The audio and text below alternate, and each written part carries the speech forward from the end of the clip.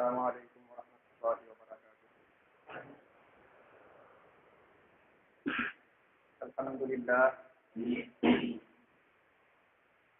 الحمد لله نحمده ونستعينه ونستغفره ونؤمن به ونتوكل عليه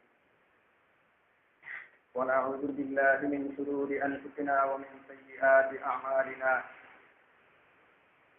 من يهده الله فلا مضل له ومن يضلله فلا هادي له. ونشهد أن لا إله إلا الله وحده لا شريك له. ونشهد أن سيدنا ومولانا محمدا عبده ورسوله. أما بعد فأعوذ بالله من الشيطان الرجيم. بسم الله الرحمن الرحيم.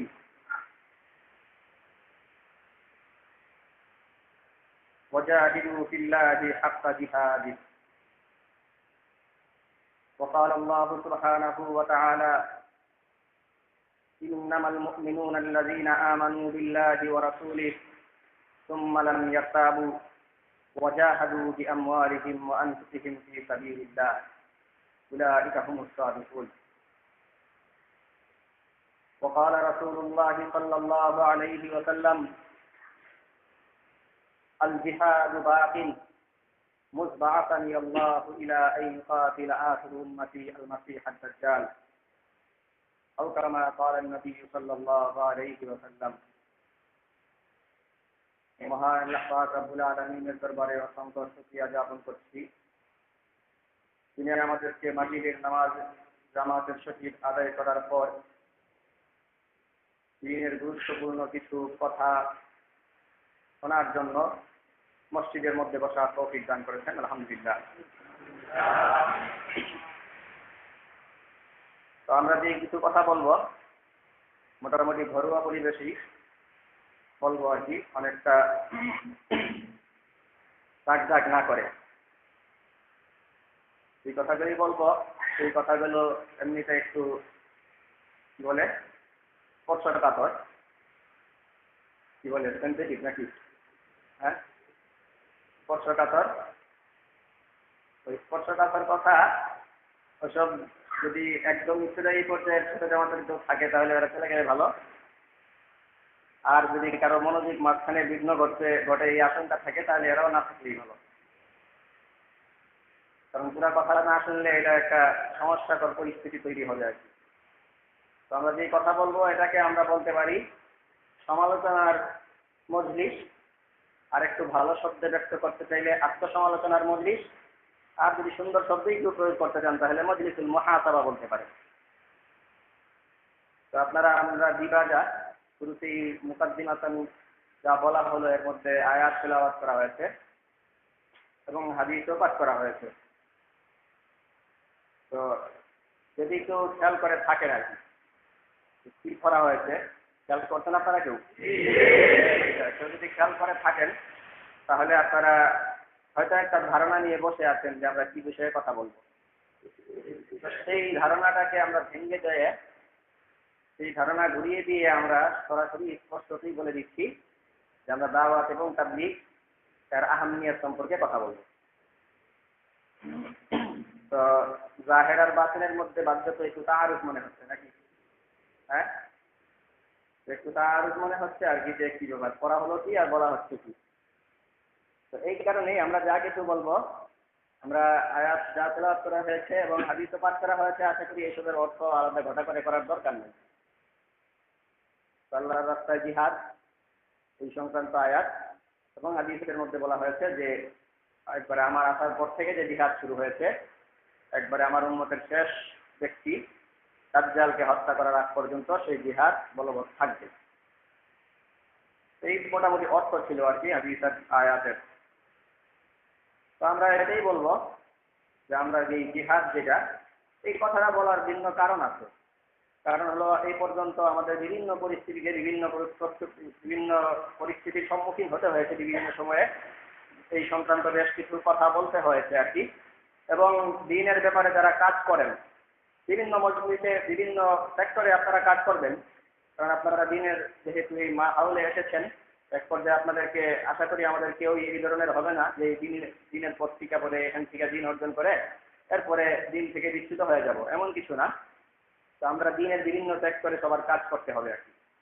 দিনের বিভিন্ন সেক্টরে যেহেতু কাজ করতে হবে, এই জন্য সবচেয়ে গুরুত্বপূর্ণ যে বিষয়টা, সেই বিষয়টা হলো আমাদের ওয়াতাতে নজরি, আমাদের চিন্তা চেতনার প্রশস্ততা। এই চিন্তা চেতনার প্রশস্ততা এখানে খুবই গুরুত্বপূর্ণ একটি বিষয়। এই গুরুত্বপূর্ণ বিষয়টিকে যদি কেউ এড়িয়ে যায় বা কেউ অনুধাবন না করতে পারে, তাহলে বহুবিধ সমস্যার সম্মুখীন তাকে হতে হবে। তো এই কারণে চিন্তা চেতনা, দীর্ঘমেয়াদী চিন্তা সুপরিকল্পনা এবং ওয়াতাতে নজরি, বৃহৎ চিন্তা চেতনা, এই চিন্তা চেতনাটাকে আমরা এর উন্মেষ ঘটানোর জন্য আমাদের পরবর্তী যারা আছেন এবং এই প্রজন্ম থেকে সামনের প্রজন্ম যেন আর এই ধরনের কোনো অহেতুক বিষয় নিয়ে কাদা ছড়াছড়ি না করেন, এটা আমরা চাই। অহেতুক বিষয় নিয়ে কাদা ছড়াছড়ি না করেন এই সত্যের অর্থ কি?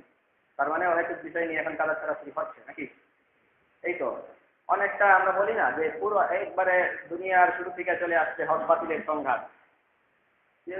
হক বাতিলের সংঘাত যেমন চলে আসছে, খুবই দুর্ভাগ্যজনক ভাবে আমাদের কাছে এমন মনে হয় যে অনেক দিন যাবৎ একবারে অনেক পূর্বকাল থেকে চলে আসছে তাবলীগ আর জিহাদের সংঘাত নাকি, এমন একটা বিষয় দাঁড়িয়ে গেছে আর কি আমাদের সামনে এসে। তার উপর আবার গত মাসে ফাল্গুনের মাহফিলে বরিশালে, ওখান থেকে বেশ কিছু কথা বলা হয়েছিল। যা বলা হয়েছিল এইসবকে আরো বেশ কিছু বাড়িয়ে চাড়িয়ে এরপরে বিষয়গুলোকে এমন ভাবে উপস্থাপন করা হয়েছে আর কি, যে এটা মনে হয় দুইটা এই ইসলামের দুইটা শোভা। বুঝতে পারছেন না, আমরা বলতে হবে দুইটা শোভা, দাওয়াত এবং তাবলীগ আর ধর্মরাই।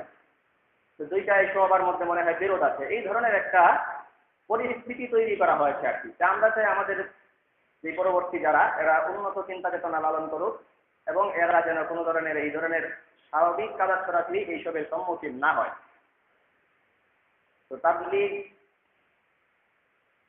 তারপরে আমাদের এই যে পীর মাশায়েখদের কার্যক্রম, সিয়াসাত, মুজাহিদিনদের কার্যক্রম, এই তো বেশ কিছু ভাগ। তো এই ভাগগুলির মধ্যে যে যেখানে আছেন, অন্যদের মধ্যে অন্যদেরকে হ্যাঁ করা, অন্যদের কার্যক্রমকে ছোট মনে করা, এই সব আমাদের মধ্যে পরিলক্ষিত হয় আর কি। এই জন্য আমরা এই বিষয়গুলিকে খুব সামনে আনার চেষ্টা করব। তো শুরুতেই আমরা যেটা বলছি, এক ধরনের আয়াত করছি আর বলতেছি আরেক ধরনের কথা বলবো। এই যেটা আরুষটা, এইটা আরুষটা দফা করার জন্য আর কি, কাউকে আমরা সবাইকে বিপদে ফেলবো একটু শুরুতে। সবাই কি করবো? বিপদে ফেলবো। বিপদে পরে বলবো যে তুমি অন্যদের যদি কি, অন্যদের মানাকে যদি স্বীকার না করো, এই বিপদ থেকে উদ্ধার হতে পারবা না। তো আমরা দাওয়াত এবং তাবলীগ আমাদের আজকের মূল বিষয় আর কি, এই জন্য শুরুতে এবং একটু বড় করে এই কথাটাই আমরা বলছি। তো দাওয়াতের এবং তাবলীগ আমরা সবাই জানি কি, এটা নবীওয়ালা কাজ নাকি? সবার জানা আছে না? সবার জানা আছে এটা, দাওয়াত এবং তাবলীগ নবীওয়ালা কাজ। এই পর্যন্ত যে নবীরা এসেছিলেন, সে নবীদের বিভিন্ন কাজ ছিল, শেখ নবীর এক এক কাজ ছিল, কিন্তু এই কাজগুলির পাশাপাশি দাওয়াত এবং তাবলীগের কাজটা সবারই ছিল। বিভিন্ন কাজ ছিল, এর মধ্যে দাওয়াত এবং তাবলীগের কাজটা সবার ছিল। তো এই হলো কি দাওয়াত এবং তাবলীগ নবীওয়ালা কাজ। কিন্তু আমরা শুরুতেই এখন সমালোচনা, কেউ আবার এখানে সমালোচনা শুনে যদি উঠে যান তাহলে সমস্যা। তো আমরা এখন বলবো আর কি যে দাওয়াত এবং তাবলীগ, আপনি যদি দাওয়াত এবং তাবলীগের ব্যাপারে মুতাআসসিব হন, দাওয়াত এবং তাবলীগের এই শুধুমাত্র দিন মনে করেন, অন্য কিছু না করেন, তাহলে আপনাকে আমরা বাগে পাবো আর কি। বেশ ভালো করেই ধরবো যে আপনারা বলেন যে দাওয়াত এবং তাবলীগ নদীওয়ালা কাজ, তাহলে আসেন আমরা নদীওয়ালা কাজের কি ছিল আর দাওয়াত তাবলীগের মধ্যে কি হচ্ছে এটা একটু আমরা খেয়াল করি। দাওয়াত এবং তাবলীগ নবীওয়ালা কাজ নূহ আলাইহিস সালাম থেকে শুরু হয়েছে। নূহ আলাইহিস সালামের জমানা, নূহ আলাইহিস সালাম দাওয়াতের কাজ দিচ্ছিলেন। কাযযাবাত কওমু নূহিল মুরসালিন ইয ক্বালা লাহুম আখুহুম নূহুন আলা তাত্তাকুন ইন্নী লাকুম রাসূলুন আমিন ফাত্তাকুল্লাহা ওয়া আতিউন। আমার ইতাআত করো, আমি আল্লাহর রাসূল। এরা জবাবে কি বলল? লা ইল্লাম তানতাহি ইয়া নূহ লাতাকুনান্না মিনাল মারজুমিন। দাওয়াত ছাড়ো, না হলে প্রত্যাঘাত করবো তোমাকে, আমরা করবো পাথর নিক্ষেপ করবো তোমাদের দিকে, যদি তুমি যদি দাওয়াতের কাজ বন্ধ না করো। লূত আলাইহিস সালামের কথা, লা ইল্লাম তানতাহি ইয়া লূত লাতাকুনান্না মিনাল মুখরাজিন। এলাকা থেকে তোমাকে বহিষ্কার করবো দাওয়াতের কার্যক্রম যদি বন্ধ না করো নাকি? মুসা আলাইহিস সালাম, মুসা আলাইহিস সালামের ব্যাপারে, মুসা আলাইহিস সালাম ফেরাউনকে দাওয়াত দিতে পাঠানো হয়েছে। ফেরাউন সরাসরি বলে দিল, লাইন ইত্তাবা'তা ইলাহান গায়রি লাআজআলান্নাকা মিনাল মাসজুনিন। জেল জুলুমের গানি জানতে হবে তোমাকে যদি এই দাওয়াতের কাজ বন্ধ না করো। কি তাই ইসলাম তাহিয়া লুতু কি তাই ইত্তাবাতা ইলাহান গায়রি লা জাআলান্নাকা মিনাল মাসজুনিন, যদি এক আল্লাহর দাওয়াত দিতে আসো তাহলে জেলে পুরবো তোমাকে। ঠিক একই কথা, এই জেল জুলুমের এই যে ধারাবাহিকতা, সেই ধারাবাহিকতা রাসূল সাল্লাল্লাহু আলাইহি ওয়াসাল্লাম বলেন। মাঝখানে ঈসা আলাইহিস সালামকে হত্যার চেষ্টা করা হয়েছে, জাকারিয়া আলাইহিস সালামকে বাকায়দা হত্যা করাই হয়েছে, রাসূল সাল্লাল্লাহু আলাইহি ওয়াসাল্লামকে দেশ থেকে সরানো হয়েছে, যারা মান ছিল তাদেরকে হাবশা পরবর্তীতে মদিনার দিকে হিজরত করতে বাধ্য করা হয়েছে। রাসূল সাল্লাল্লাহু আলাইহি ওয়াসাল্লাম তায়েফে গিয়েছেন, তায়েফে গিয়ে রক্তাক্ত হতে হয়েছে। তো এই সব জুলুম নির্যাতন এবং কি প্রাণ বিসর্জন পর্যন্ত দাওয়াতের কারণে দিতে হয়েছে। এবং এটা শুধু ওই মুসলিমের কিছু নবীর কথা কোরআনে আছে, বাকি সব নদীর বেলায় এমনই ঘটেছিল।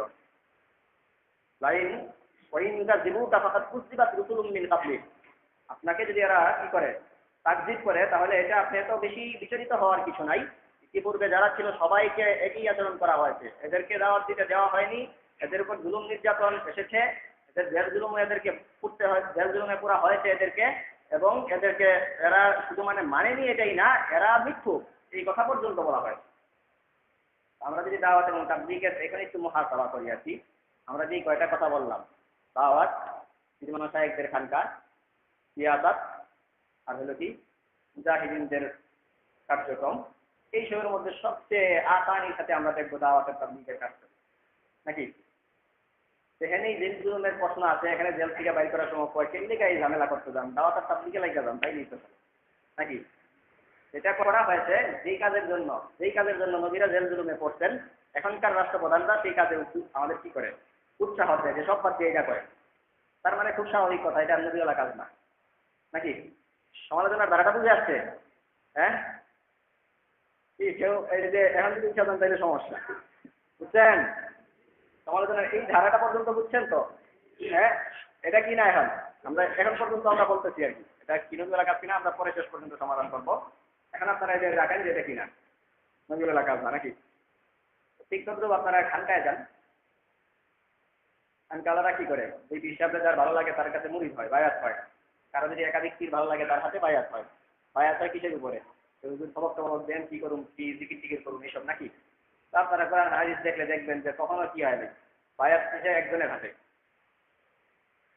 হাতে যিনি কি হবেন, খলিফা হবেন, খলিফার হাতে বায়াত। এমনকি শ্রেষ্ঠ লোক থাকতে ওনার চেয়ে মর্যাদায় পরমর্যাদায় নিম্ন লোকও যদি খলিফা হন, তাহলে শ্রেষ্ঠ লোক বাদ, খলিফা যিনি আলী এবং উসমান, পরবর্তী আলী মুয়াবিয়া, সব জায়গায় দেখবেন যে খলিফা যিনি ওনার হাতে। উসমান রাদিয়াল্লাহু তাআলা আনহু, আলী রাদিয়াল্লাহু তাআলা আনহুর মর্যাদা বেশি, এটাই জumhurের কুল। কিন্তু উসমান রাদিয়াল্লাহু তাআলা আনহুর কাছে আলী সমেত সবাই বায়াত হয়েছেন নাকি। আনাস রাদিয়াল্লাহু তাআলা আনহু সহ অনেক বড় বড় সাহাবায়ে কেরাম ছিলেন, কিন্তু ওমর ইবনে আব্দুল আজিজ খলিফা ছিলেন, ওনার হাতে সবাই সাহাবায়ে কেরাম সবাই বায়াত হয়েছেন। এই তো ছিল, এই ছিল বায়াত। মানে খলিফা যিনি হবেন কে শ্রেষ্ঠ এটা না, যিনি খলিফা হবেন তার হাতে বায়াত হবে। আবার যদি একাধিক লোক ভালো লাগে, ফেস লাগাইতে যদি কেউ আসে, ইজা বুইয়া আলী খলিফাতাইনি ফাকতুল আখিরা মিনহুমা, বায়াত হওয়ার পরে আরেকজনে যদি কয় আমিও বীর, তাহলে এর হত্যা করো, বেজালের কোনো সুযোগ নাই। দুইজনে যদি কিছু দাবি করে, তাহলে দ্বিতীয়জনকে কি করবা, ডাইরেক্ট শেষ, একজনের হাতে বায়াত করবে শুধু। তো খুব স্বাভাবিক কথা, যদি আমরা পীর মাশায়েখদেরকেও ধরি, ওনারা যদি এই সব ফেস লাগবে কখন, যদি নিজেদেরকেই শুধুমাত্র দিনের উপর প্রতিষ্ঠিত করে আর কি, তাহলে ওনারাও কি আটকে যাবেন। বুঝতে পারতেছেন? সিয়াসতের ময়দান, ওইখানে গেলে সিয়াসতে আমরা একটু কমায় আনতে পারি মুজাহিদিনদের কার্যক্রম, মুজাহিদ জিহাদ বিল ফেল, আর সিয়াসতের ময়দানে এটা আমরা বলতে পারি জিহাদ বিল কুওয়া। দুইটাকেই আমরা জিহাদ বলতে পারি আর কি। এই জিহাদ মুজাহিদিনদেরকে যদি ধরি, মুজাহিদিনরাও যদি ওনারা অন্যান্য যাদের আছে এদের ব্যাপারে যদি নেতিবাচক ধারণা পোষণ করে, নেতিবাচক ধারণা পোষণ করলে ওনারাও আটকে যাবেন। তো ওনারা আটকে যাবেন কেন? কারণ খুব স্বাভাবিক কথা, ওনাদেরকে যদি আমরা বলি যে আপনারা এই যে কার্যক্রম পরিচালনা করতেছেন, কার্যক্রম যে পরিচালনা করতেছেন, একটা তো হইলো আপনাদের মধ্যে একাধিক দল, এটা আমরা এখন সমালোচনা করি না, এটা ভিন্ন হিকমত আছে, অন্য কোনো সময় যদি হয় সেটা পরের কথা। তো আপনারা যে মনে করেন কি করতেছেন, বলতেছেন যে কি এই এর পিছনে, নারীর পিছনে যাওয়া যাইব না, নারীর নেতৃত্বের পিছনে যাওয়া যাইব না কইতাছেন, কিন্তু আবার ঠিকই কি করতে পারছে, পাইলাইতে ভোট দিতে যাইতেছেন নাকি। কি বুঝছে? আর পাইলাইতে কি করতে যাইতেছেন, নিজেদেরকে ভোট দিতে যাইতেছেন ঠিকই, পাইলাইতে লাউযুতি ওরকম দি কাসীরিন মিনাল আমরি লাআনিতুম, গণতান্ত্রিক প্রক্রিয়া যদি আপনি গ্রহণ করেন তাহলে সবাই ধ্বংস করবেন। এইসব স্পষ্ট আয়াত থাকতে আপনারা কি করতেছেন, এই ময়দানে তো কাজ করতেছেন। তাহলে আবার নিজেদেরকে অন্যদেরকে বাদ দিয়ে নিজেদেরকে কইতেছেন যে আমরা কি দিনের উপর প্রতিষ্ঠিত আছি। এই যে এগুলি করতেছেন বা বিল ফেল যারা জিহাদ করে এদেরকেও বলা যাবে যে বিল ফেল জিহাদ আপনারা বলেন যে কোনো প্ল্যাটফর্ম ট্রান্সফর্ম কি জিহাদ আছে, জিহাদ চলছে, জিহাদ চলতেছে, মারো, এই কথা যদি বলো তাহলে হুজুর সাল্লাল্লাহু আলাইহি ওয়াসাল্লাম 13 বছর পর্যন্ত জিহাদ করলেন না কেন? নাকি শুধু হুজুরের পরে জিহাদ শুরু হওয়ার পরেও আপনারা দেখবেন মাঝে মাঝে এই যে কি ছিল, এই তুরস্কে গিয়ে আক্রমণ করছিল আলা ইবনে হাজরামি। আলা ইবনে হাজরামি তুরস্কের পরিবেশ না বুঝে গিয়ে আক্রমণ করতো। তোমরা বেলাদালান বলতেন যে তোমার কি নাই, মাথায় গিলো দিল নাই, তুমি আমির হওয়ার যোগ্য না। গভর্নর নিযুক্ত ছিলেন উনি বাহরাইনের, ওনার পদ থেকে বহিষ্কার করা হয়েছে। মানে প্ল্যাটফর্ম ছাড়া শুধুমাত্র কি উদ্যোগ হাতে নেওয়া, এটা বোকামি। তো এই যারা যেই কার্যক্রমে আছে সবাইকে আমরা কি করতে পারবো, ধরে ফেলতে পারবো আর কি। তো এই যে ধরে ফেলতে পারবো, এই ধরাটা তাহলে এই বিষয়টা আসলে কি, এই বিষয়টা আমাদের বোঝার জন্য আমরা এই সবাই ধরা খাইছে নাকি? হ্যাঁ, তো এখানে একটু রাখেন, আমরা একটু ভিন্ন কথায় যাই, এবার আবার একটু আসতেছি। তো এবার আমরা দেখেন আমাদের এই পৃথিবীতে আমাদের বিয়াসাতের মূল মাকসাদ, পৃথিবীতে আমাদের বিয়াসাতের মূল মাকসাদ, তো মূল মাকসাদ যে মা খালাকুল জিন্না ওয়াল ইনসা ইল্লা লিয়াবুদুন, নাকি? মা খালাকুল জিন্না ওয়াল ইনসা ইল্লা লিয়াবুদুন, ইবাদতই তো মাকসাদ। আপনারা প্রসিদ্ধ রিওয়ায়াত আপনারা জানেন, সবাই শুনছেন, ইসলামে বৈরাগ্যপনা বলতে কিছু নাই, জানেন না সবাই? হ্যাঁ, এবাদতের জন্য আমাদের সৃষ্টি করা হয়েছে। আমি বৈরাগ্যপনার সমস্যা কি, আমি জঙ্গলে গেলাম গিয়ে এবাদত কি করি, কি করবো, আমি কি করবো? জঙ্গলে গিয়ে এবাদত করবো, আর কিছু করবো না। এটা ভালো, যেই কারণে সৃষ্টি করা হয়েছে আমাকে কি সেই কাজেই করছি। তো লা রুহবানিয়া এই কথার আবার অর্থ কি? বলা হচ্ছে যে মা খালাকুল জিন্না ওয়াল ইনসা ইল্লা লিয়াবুদুন, আবার বলা হচ্ছে লা রুহবানিয়াতা ফিল ইসলাম। তো এই কথাটার অর্থ কি, এই হাদিসটারই বা অর্থ কি? তো অনেকে আবার বলে কি সমাজের সাথে মিশো, সমাজের সাথে মিশা এরপরে ইবাদত করো। তো রুহবানিয়াত যে আদমি রুহবানিয়াতের অর্থ এটা না যে শুধু জঙ্গলে না গিয়া ঘরে বসে ইবাদত করো, এটা না। এখানে বিষয়টার ব্যাপ্তি আরো বেশি। তুমি সমাজে থাকো, সমাজ বিপ্লবে অংশগ্রহণ করো এবং সমাজের সবার জন্য সুগম করো আল্লাহর ইবাদত করার পর। তো এই বিষয়টা স্পষ্ট করার জন্য আর কি আমরা বলবো যে এই রুহবানিয়াত থেকে যে বিমুখ করা হয়েছে, রুহবানিয়াতের ব্যাপারে যে উৎসাহ না করার ব্যাপারে যে আদমি রুহবানিয়াতের উপর যে উৎসাহ করা দেওয়া হয়েছে আমাদেরকে এবং সামাজিকতার মধ্যে যে আমাদেরকে চলতে বলা হয়েছে, এই কথাটার অর্থ হলো যে আল্লাহ পাক রব্বুল আলামিনের যে ইবাদত আছে, এই ইবাদতটা মানুষ একা করবে না, সবাইকে নিয়ে করবে এবং সবাই যেন সানন্দে ইবাদত করতে পারে, এর পথ সুগম করবে। তো এর পথ সুগম করবে, এর অর্থ হলো ইয়ালা কালিমাতুল্লাহ। আমরা যেই কাজই করি সবাই বলি এই কথাটা, কি বলি আমরা? দিন জিন্দা, নাকি? আমরাও বলি, আমরা এই মজলিসে আছি, আমরাও কি বলি? দিন জিন্দা করার কাজ, নাকি? তো দিন জিন্দা কেউ অন্য শব্দ ব্যবহার করে এলা কালিমাতুল্লাহ, নাকি? কথা একই, লাউ শুধু একই কথা, এলা কালিমাতুল্লাহ কেউ বলে আর কেউ বলে দিন জিন্দা করবো। যে যেটাই বলে সেই দিন জিন্দাটার অর্থ কি আর দিন জিন্দা কেন? তো দিন জিন্দা যদি না হয় আর কি, দিন যদি জিন্দা না হয়, আমাদের সমাজের সবচেয়ে বেশি আবেদ তিনি 24 ঘন্টা সবকিছু বাদ দিয়ে যদি ইবাদত করে, উনাকেও যদি আমরা ধরি, হুজুর আপনি যে ইবাদত করতেছেন, আপনার অনেক মুরিদান আছে, এদের মধ্যে 4 ডাকাত আছে, একটারও তো আপনি হাত টাত কাটলেন না এখন পর্যন্ত। কোরআনে বলা হয়েছে আস-সারিকু ওয়াস-সারিকাতু ফাকতাউ আইদিয়াহুমা। কি ইবাদত করেন আপনি? হ্যাঁ, কোরআন মানেন না? ওমান লাম ইয়াহকুম বিমা আনজালাল্লাহু ফাউলাইকা হুমুল কাফিরুন। আপনার ঈমান নেই তো আমরা কি করতে পারি? সংশয় প্রকাশ করতে পারি, নাকি? এত ইবাদত যে করে, ঠিক আছে, আপনি কইবেন যে কি করুম, পারি না, নাকি? এই কি করুম কইবেন। আপনার ব্যক্তি জীবনেও যদি আমরা ধরি, তাহলেও আপনি কি করুন কইতেই বাধ্য। ব্যক্তি জীবনে আপনি যা কার্যক্রম করেন, আপনার পুরো শরীর আবৃত করার জন্য যত কাপড় তাপড় পরেন, এই কাপড় থেকে শুরু করে, বিশেষ করে আমাদের এখন তো এই ইলেকট্রিক মাধ্যমগুলি খুবই চলা, তো এইসব যে করেন, এইগুলি যেই বিক্রয়ে আমাদের কাছে পৌঁছার যে তরিকা, এই তরিকা যদি আমরা হিসাব করতে যাই, তাহলে প্রতিটা কাপড়, প্রতিটা আমাদের শরীরের সাথে বা আমাদের দৈনন্দিন জীবনের সাথে সম্পৃক্ত প্রতিটা বিষয়ের সাথে অজস্র সহস্রাধিক হারাম কাজ জড়িত আছে আমাদের কাছে। আমরা আমাদের পর্যন্ত বিষয়টা পৌঁছার আগে বিক্রয়ের যেই সব সুরত আছে আর কি, এই সুরতগুলি বিশেষ করে বিদেশ থেকে যে বিষয়গুলো আসে আমাদের কাছে, এলসি আপনারা তো অনেকে পড়ছেন হয়তো, এই এলসি এবং ইত্যাদির মাধ্যমে যা আছে, আপনার এই যে তালাক্কিল রূপবান, এরপরে বাই হাজির নিবাদিন, এরপরে বাই কাবলাল কফ, এইসব হুরমতের বিষয়ে পড়ছেন আপনারা। তো এইসব যা পড়ছেন, এই সব কিছুই ঘটে আমাদের কাছে বিষয়টা বুঝতে গিয়ে এই হারাম যা কার্যক্রম আছে সব ঘটে, কিন্তু আমরা এইগুলি যাই না শুনে আর কি করি, আমরা সেই কাপড় পরি, সেই জিনিস ব্যবহার করি, মোবাইল ফোন ব্যবহার করি, মোবাইল ফোনের কি করতে হয়, এই ট্যাক্স দিতে হয়। তারপরে মোবাইল ফোনের বিভিন্ন অফার আছে, যে অফারগুলি আমাদের নিতে হয়, এর মধ্যে বেশিরভাগই এগুলি না যায়, সরাহান না যায় অফার। মোবাইল ফোনে আমরা বিভিন্ন সার্ভিসের জন্য আমাদের কি করতে হয়, মহিলাদের কণ্ঠস্বর, মহিলাদের কণ্ঠস্বর কর্কশ, আর একটা কি মাধুর্য কণ্ঠ, যেটা এটা শোনা তো না যায়, এটা পর্যন্ত আমাদের কি যত সম্ভব, যত যে ভালো করে বুঝতে পারে তারই তো নেই, তো এদের কণ্ঠস্বর আমাদের শুনতে হয়। এরপরে আমাদের ব্যাংকিং এর বিষয়, ব্যাংকিং এ ইসলামী ব্যাংকে যদি আপনি টাকা রাখেন, ইসলামী ব্যাংক না যায়, ইসলামী ব্যাংকেরা এই কয় যে আমরা এখন পর্যন্ত বৈধ হইতে পারছি না। এরা যদি বলেও যে আমরা নিজে বৈধ, এইটা যদি এরা বলে, এরপরেও এই ইসলামী ব্যাংক বাংলাদেশ ব্যাংকের মাথা হাতে চলবে। বাংলাদেশ ব্যাংক এটা হলো আসল উসুল, বাংলাদেশের যত ব্যাংক পরিচালিত হবে এটা। তো ইসলামী ব্যাংক বা যে কোনো ব্যাংক করুক, আমরা যদি সব হুজুরা মিলে একটা ব্যাংক করে, একবারে প্রয়োজনে নিজেদের পকেটে টাকা দিব, এরপরেও কি লস খামো সারা জীবন, এরপরে মানুষকে সুদ মুক্ত টাকা দিব, এরপরেও বাংলাদেশে যদি আমরা ব্যাংক পরিচালিত করতে চাই, বাংলাদেশ ব্যাংকের সাথে আমাদের লিয়াজু দরকার। সেই লিয়াজুর জন্য বাংলাদেশ ব্যাংক সুদ ভিত্তিক ব্যাংক, এটার একটা শাখা হিসেবে আমরা, শাখা না হয়ে আমাদের ব্যাংক কার্যক্রম পরিচালনা করতে দেওয়া হবে না আমাদের। এই কারণে কি করবেন, হুজুর আপনি ব্যাংকে যে টাকা রাখেন, তো কি করুন, কি করুন না, সবচেয়ে আবেদ সেও পদে পদে বলতে বাধ্য আমাদের কাছে, বুঝছেন নাকি?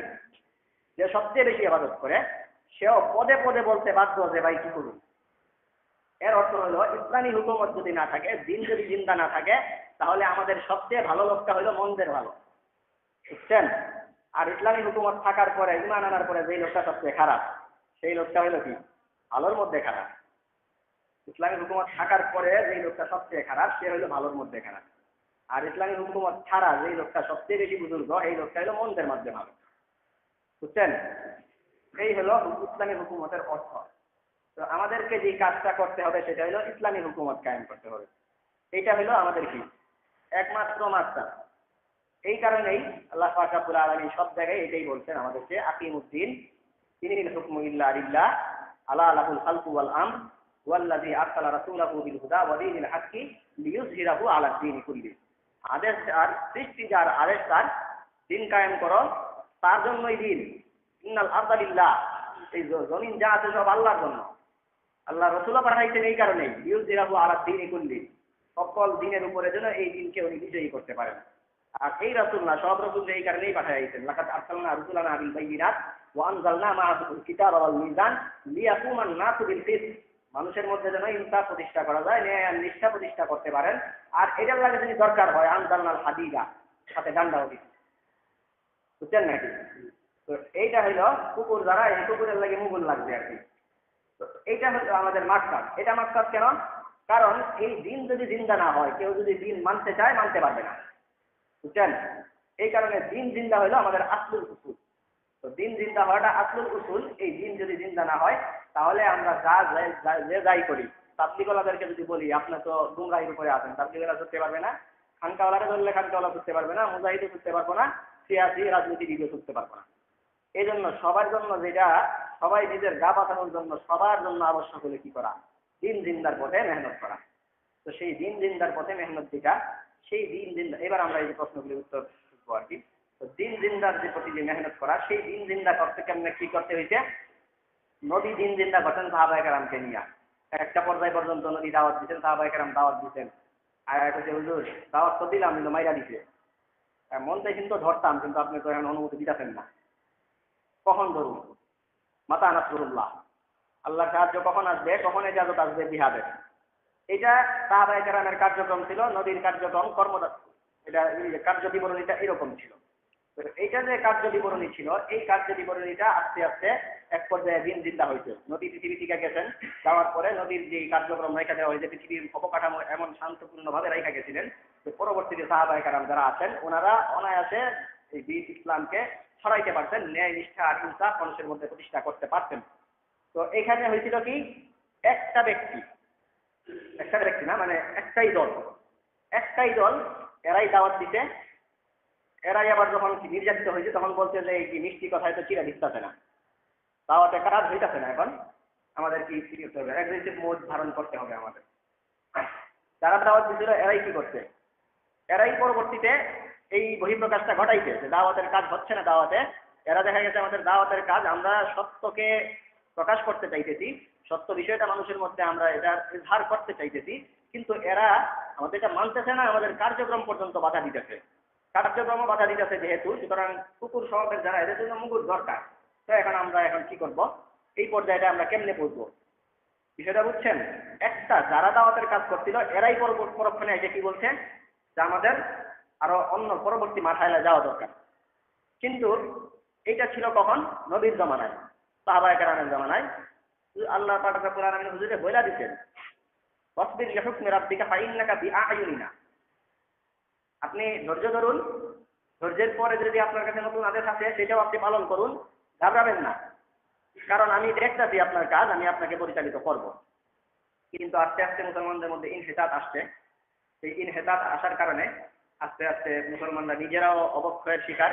আল্লাহ পাক রব্বুল আলামিন মুসলমানদেরকে শাস্তি দেওয়ার জন্য কুফরি শক্তিকে করে তুলে দিতেন। এই কারণে এখন যদি আমাদের একটা দল যদি এই চিন্তা করে যে আমরা সবাই দাওয়াত দিব, কি করব? দাওয়াত যখন না মানে তখন আমরা কি করব? এদেরকে মানতে বলবো যে তোমরা আমাদের মুসলমান হয় না, কিন্তু ইসলামের সবচেয়ে সুন্দর বিধান ইসলাম দিয়েছে, সেই ইসলামের বিধান মানো। মুসলমান না হইলেও দুনিয়াতে চলাফেরার ক্ষেত্রে ইসলামের বিধান মানো। এটাও যদি বলি এটাও মানবো না, এরপরে আমরা বলবো তাইলে তোমাদের আমাদের মধ্যে এখন তরবারি কথা বলবে। এটা যদি আমরা বলি তাহলে হইব কি, এরা বিভিন্ন প্রপাগান্ডার মাধ্যমে তথ্য সন্ত্রাসের আওতায় আশ্রয় নিয়ে এই দলটার উপরে হাজার আরোপ করবে, এই দলটাকে বিশ্বের সামনে একটা কালো দল হিসেবে প্রকাশ করাবে এবং এই দলটার কার্যক্রম বিলকুল দিয়া বন্ধ করে দিবে। একটা দল যদি এই কাজটা করে, এই কাজটা করলে এই দলটার উপরে যদি বয়কট আসে তাহলে ইসলামের বাণী মানুষের মধ্যে ছড়ানোর মতো আর কেউ থাকবে না। বুঝতে পারছেন? এখন পরিস্থিতি যেই আকার ধারণ করছে আর কি, যে সাহাবায়ে কেরাম যেইভাবে ওদের কার্যক্রম যেমন ছিল আমরা যদি এটাই করি তাহলে এখন আমাদের অবক্ষয় আর এদের উত্থান এই সব মিলায় বিষয়টা এমন আকার ধারণ করছে যে এরা যদি এই দলটা একটা দলে যদি দাওয়াত দেয়, এই দলটাই যদি আবার পরে কি করে, এই দলটাই আবার পরে কি করে জিহাদের ময়দানে যায়, তাহলে এদেরকে কালো তালিকাভুক্ত করবে, ভুক্ত করে এদেরকে সমাজ থেকে বিতাড়িত করে দিবে। এদেরকে সমাজ থেকে বিতাড়িত করলে দিনের দাওয়াত পৌঁছানোর মতো আর কেউ নেই, আর কোনো লোক নেই, শেষ দিন এখানেই মাঠে মারা যাবে আর কি। এই কারণে আমাদের এই ডিভাইডটা এখান থেকে সৃষ্টি হয়েছে। এখান থেকে সৃষ্টি হয়েছে মানে, তো এটা তো পুরাটাই একটা জিহাদ নাকি? এলা কালিমাতুল্লাহ জিহাদ। তাবলীগওয়ালারা এলা একদিন দিন জিন্দা করে, মুজাহিদিনরা এলা কালিমাতুল্লাহ করে, এলা আবার করে একই কথা। এই যে এলা কালিমাতুল্লাহ আসলুল উসুল কি? দিন জিন্দা করা। এই দিন জিন্দা করা বা এলা কালিমাতুল্লাহ যেটা, সেই এলা কালিমাতুল্লাহটা এটার জন্য আমাদের জিহাদের প্রক্রিয়া পাল্টাইছে। সবাই মুজাহিদ, জিহাদের কি পাল্টাইছে?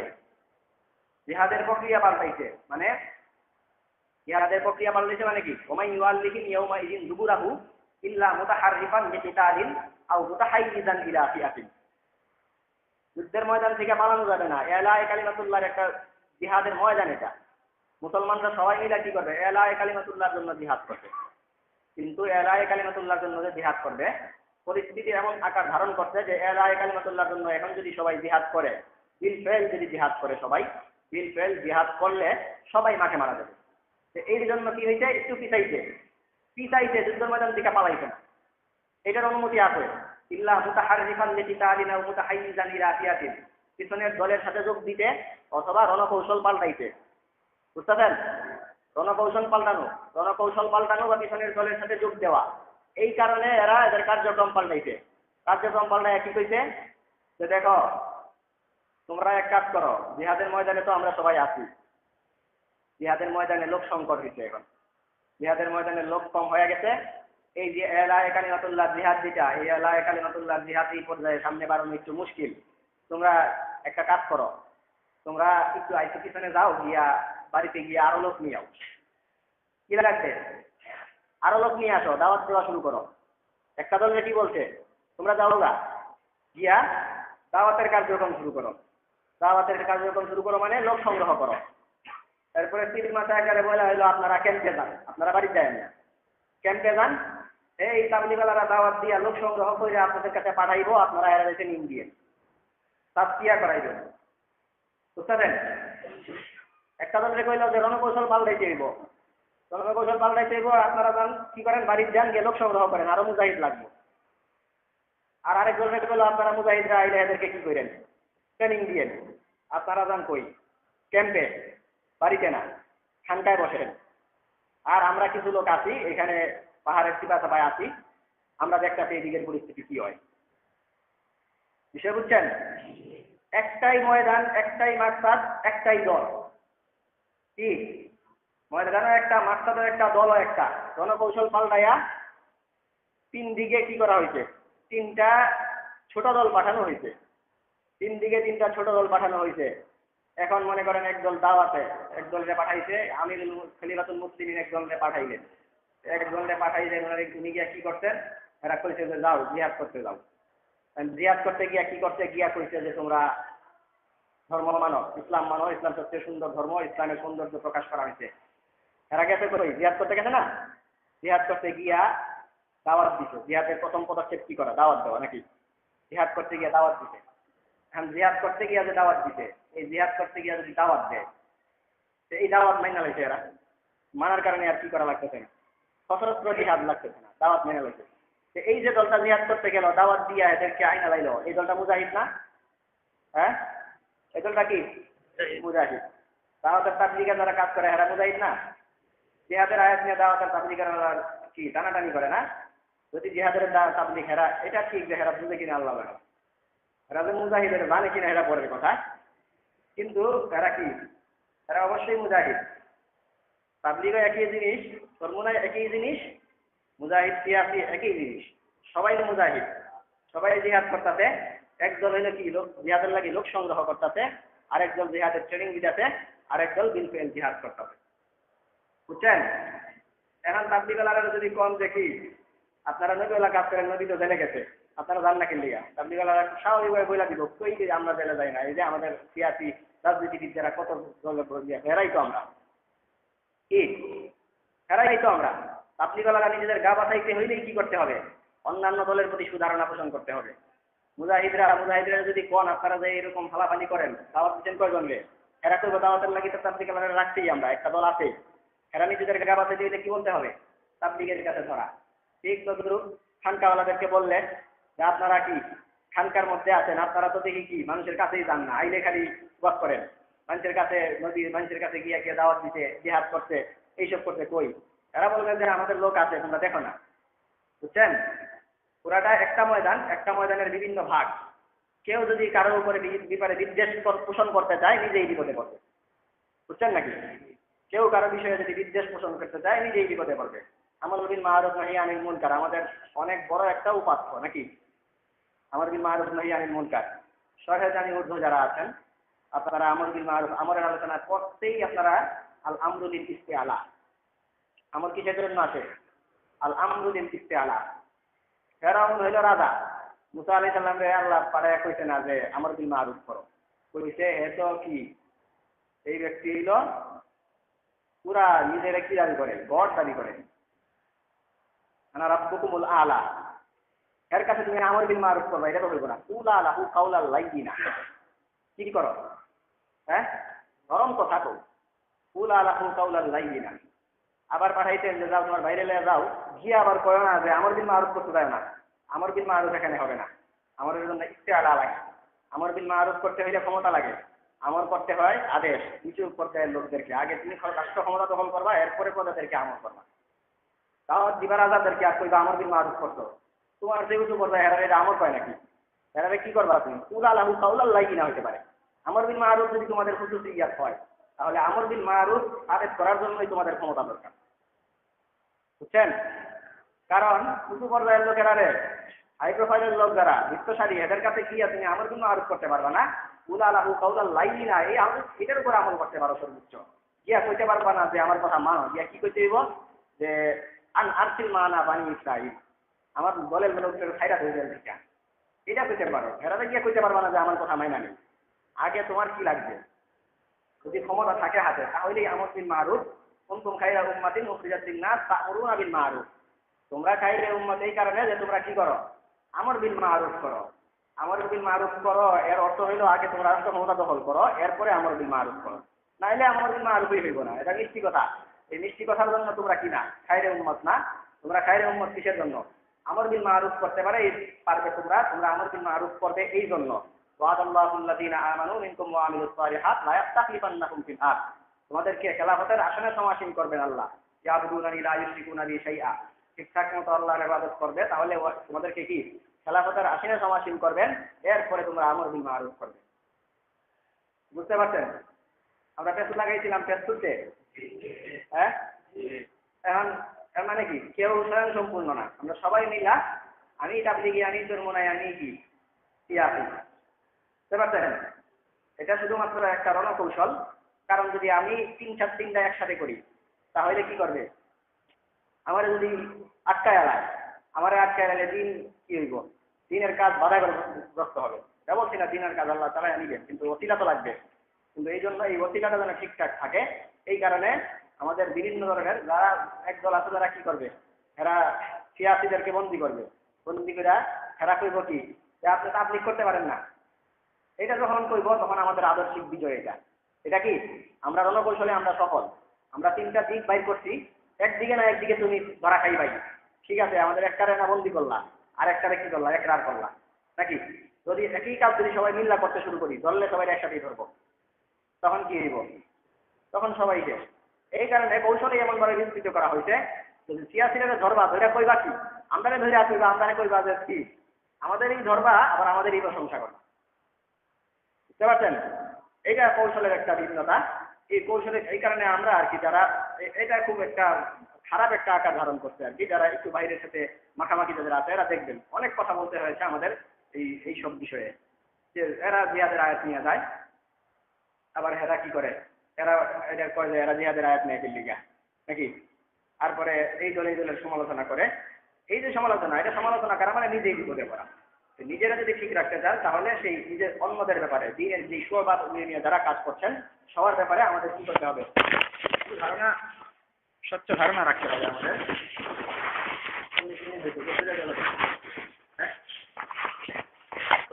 এখানে আমরা যেহেতু আমরা কি করছি, জিহাদের ছোট্ট কথা বলা যায়, একটা অপ্রয়োজনীয় গুরুত্বপূর্ণ কথা বলি।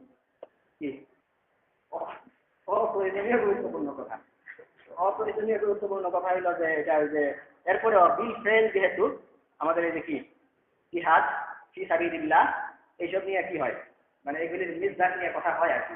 তো এই জন্য আপনারা দেখবেন অনেক জায়গায় কোরআনে কারিমের মধ্যে এই যে প্রয়োগ ক্ষেত্র, বাস্তব ক্ষেত্রে প্রয়োগ ক্ষেত্রের মধ্যে কোন জায়গায় 300 ওভার মধ্যে কোনটা একবারে সরাহাতান, এমনি তো সবার ক্ষেত্রেই সব প্রযোজ্য, সরাহাতান যে প্রযোজ্য হয় সেটা কেমনি, এটা ব্যাপারে একটা উসুল আছে আর কি। যে অনেক জায়গায় জিহাদ শব্দ পাইবেন আপনারা, অনেক জায়গায় জিহাদ পাইবেন, অনেক জায়গায় পাইবেন সাবিলুল্লাহ। সাবিলুল্লাহ ফি সাবিলিল্লাহ ফিল্লাহ ওয়াল্লাযীনা জাহাদু ফিনা। ফিনা মানে ফিল্লাহ নাকি? তারপরে মানে এখানে জিহাদ আছে, ফিল্লাহ আছে। আল্লাযীনা ইউনফিকুনা আমওয়ালাহুম ফি সাবিলিল্লাহ, এখানে শুধু সাবিলুল্লাহ আছে, জিহাদ নাই।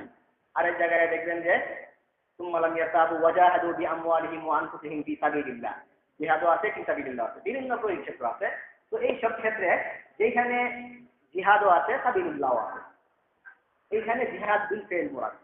কি যেখানে জিহাদও আছে, সাবিলুল্লাহও আছে, আল্লাযীনা জাহাদু ফিনা, সুম্মা লাম ইয়ারতাবু ওয়া জাহাদু বিআমওয়ালিহিম ওয়া আনফুসিহিম ফি সাবিলিল্লাহ, এখানে কি আছে? জিহাদও আছে, সাবিলুল্লাহও আছে, এখানে জিহাদ বিল ফেল মুরাদ। আর অনেক জায়গায় দেখা যাবে যে শুধু জিহাদ আছে, আর অনেক জায়গায় ফিল্লাহ আছে। তো যেখানে শুধু ফিল্লাহ, আনফিকু ফি সাবিলিল্লাহ নাকি? আনফিকু ফি সাবিলিল্লাহ এটা আম মান আমরা এখানে, এখানে কি আম মান আমরা হবে, যেখানে শুধু ফি সাবিলিল্লাহ বা ফিল্লাহ আছে এখানে আম মান আমরা হবে। আম মান আমরা মানে সাবিলিল্লাহ তোমার যেখানে ভালো লাগে, সেইখানে তোমার ভালো ক্ষেত্র মনে হইতেছে, এইখানেই তুমি এটাকে প্রয়োগ ক্ষেত্র করতে পারো। আর আরেকটা আছে মাঝখানে, এটা হলো জিহাদ, সাবিলুল্লাহ নাই সাথে শুধু জিহাদ। তো এইটা মুতলাক শব্দ। মুতলাক মানে কি? আম আর মুতলাকের পার্থক্য কি? আম মানে সব ক্ষেত্রে ধারাবাহিক প্রয়োগ হয়, আর মুতলাক মানে এটাকে মানে এই বিষয়টাকে যে যখন প্রয়োগ ক্ষেত্র যেখানে দরকার সেখানে প্রয়োগ করা যায়। তো একটা হলো যখন জিহাদ থাকে তখন এটা কি, এটা মুতলাক মানা উদ্দেশ্য। আর যখন সাবিলুল্লাহ থাকে শুধু, এখানে আম মানা উদ্দেশ্য। আর যেখানে জিহাদও থাকে, সাবিলুল্লাহও থাকে, এখানে জিহাদ বিল ফেল উদ্দেশ্য। এইটা পরবর্তীতে আমাদের যেহেতু কি হয়ে গেছে, ঝগড়া হইতাছে, এর লেগে মিটানোর জন্য একটা কথা, এই জন্য এটাকে গুরুত্বপূর্ণ কেউ ভাবতে পারেন, বাদ বাকি এটা জরুরি না, এটা অপ্রয়োজনীয় কথা। কেন অপ্রয়োজনীয়? কারণ সবই এক, সবই কি, হ্যাঁ, যা আছে এই সব একই কথা। তো আমরা তাবলিগ জিনিসটা খালি গেলাম, তাবলিগের ফজিলত আর কবে যেত না, যেহেতু আপনারা এই আশা করি সবসময় শুনেন। ঠিক আছে, আল্লাহ রাব্বুল আলামিন আমাদেরকে বোঝাতে নজরি দান করুন, দ্বীনের সবার ব্যাপারে আমাদের সত্য ধারণা থাকার এবং সবার ব্যাপারে প্রশ্নের জান এখতিয়ার করা তৌফিক দান করুন। ওয়া আখিরু দাওয়ানা আলহামদুলিল্লাহ। আর কিছু আছে নাকি তাফসীর? হ্যাঁ, নাকি কেউ আছে নাকি?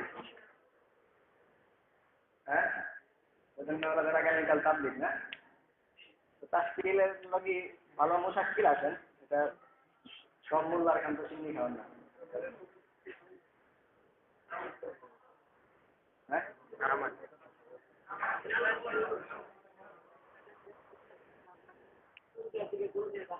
হ্যাঁ, রাজানা মিনাল জিহাদিল আসগার ইলাল জিহাদিল আকবার, গায়রে মুতাবার হাদিস। আর কোনো কিছু বলার দরকার নেই। বুঝা যাচ্ছে? বেশি গায়রে মুতাবার।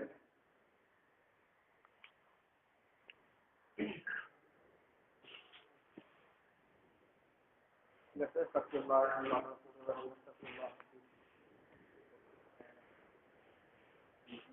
اللهم آمين. ربنا ظلمنا أنفسنا وإن لم تغفر لنا وترحمنا لنكونن من الخاسرين. ربنا لا تزغ قلوبنا بعد إذ هديتنا وهب لنا من لدنك رحمة إنك أنت الوهاب. ربنا هب لنا من أزواجنا وذرياتنا قرة أعين واجعلنا للمتقين إماما. اللهم أحسن عاقبتنا في الأمور كلها وأجرنا يا الله من خزي الدنيا وعذاب الآخرة. اللهم أصلح لنا شأننا كله ولا تكلنا إلى أنفسنا طرفة عين. اللهم استقمنا ولا تسترجلنا. اللهم استقمنا ولا تسترجلنا. اللهم لا تدع لنا ذنبا إلا غفرته ولا هما إلا فرجته ولا دينا إلا قضيته ولا مشكلا إلا يسرته ولا طلبا إلا نفذته ولا ظالما إلا أخذته ولا مظلوما إلا أيدته ولا حاجة من حوائج الدنيا والآخرة هي لك رضا ولنا فيها صلاح إلا قضيتها يا أرحم الراحمين. سبحان ربك رب العزة عما يصفون وسلام على المرسلين والحمد لله رب العالمين. آمين برحمتك يا أرحم الراحمين.